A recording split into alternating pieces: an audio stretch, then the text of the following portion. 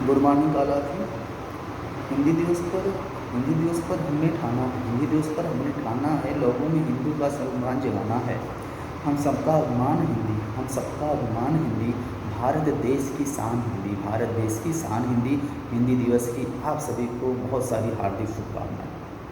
सबसे पहले हम आप लोगों को ये बताते हैं कि कब से हम हिंदी दिवस मनाते आ रहे हैं, इसके बारे में क्यों मनाते हैं, ये सारी चीज़ें आपको बता दें। देखिए, जब देश हमारा आज़ाद हुआ, देश आज़ाद हुआ 1947 में, तो भारत में सबसे बड़ी समस्या थी कि राष्ट्रीय जो राज्य भाषा है, राष्ट्रीय भाषा है, ये किसको घोषित किया जाए, क्योंकि भारत में अलग वेशभूषा है, अलग भाषाएं, भारत में बहुत सारी भाषाएं बोली जाती हैं।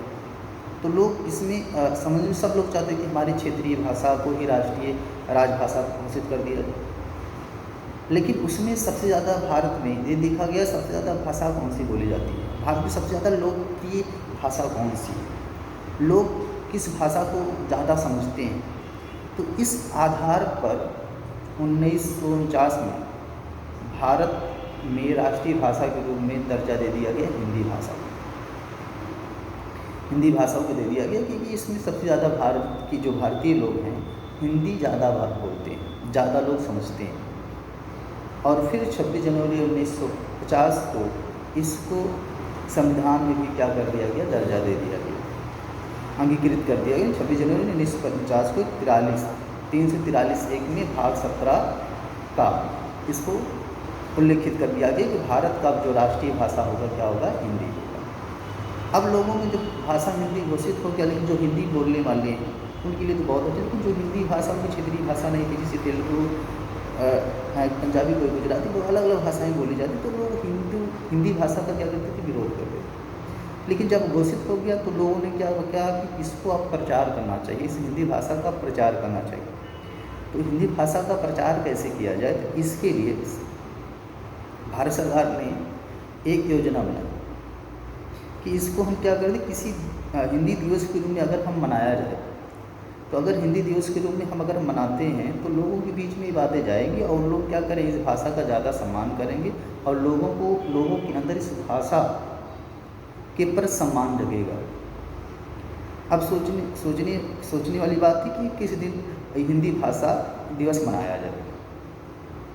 हिंदी भाषा जब राष्ट्रीय भाषा घोषित करने में सबसे बड़ा योगदान था डॉक्टर राजेंद्र सिंह का, क्योंकि डॉक्टर राजेंद्र सिंह का सबसे बड़ा योगदान था। और लोग विचार की जो डॉक्टर राजेंद्र सिंह का सबसे बड़ा योगदान हिंदी भाषा को राष्ट्रीय भाषा घोषित कराने में, तो इनका जो जन्मदिन है, इसी दिन हम लोग क्या करते हैं, हिंदी दिवस को मनाते हैं।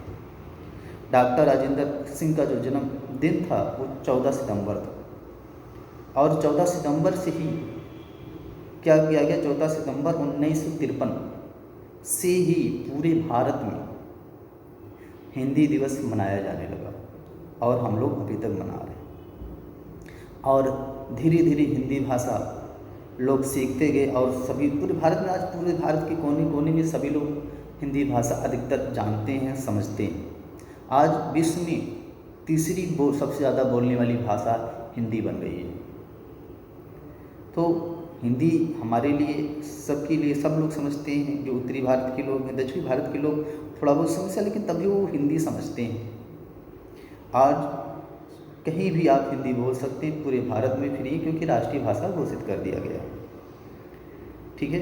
और हर जगह आप देखिए समारोह किया जाता है, विद्यालय में किया जाता है, हर जगह हिंदी दिवस। देखिए हिंदी दिवस में दिल्ली में भी एक हिंदी दिवस का प्रोग्राम होता है, जिसमें राष्ट्रपति उसमें शामिल होते हैं, सिर्फ यही करने के लिए, हिंदी के प्रति सबको जागरूक करने के लिए, क्योंकि हिंदी से ही हिंदुस्तान की पहचान होती है।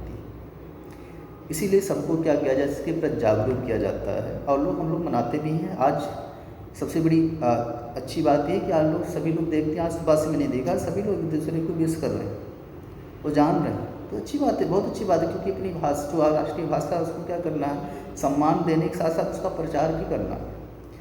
तो बहुत अच्छी बात है जो आप लोग करते हैं, ठीक है।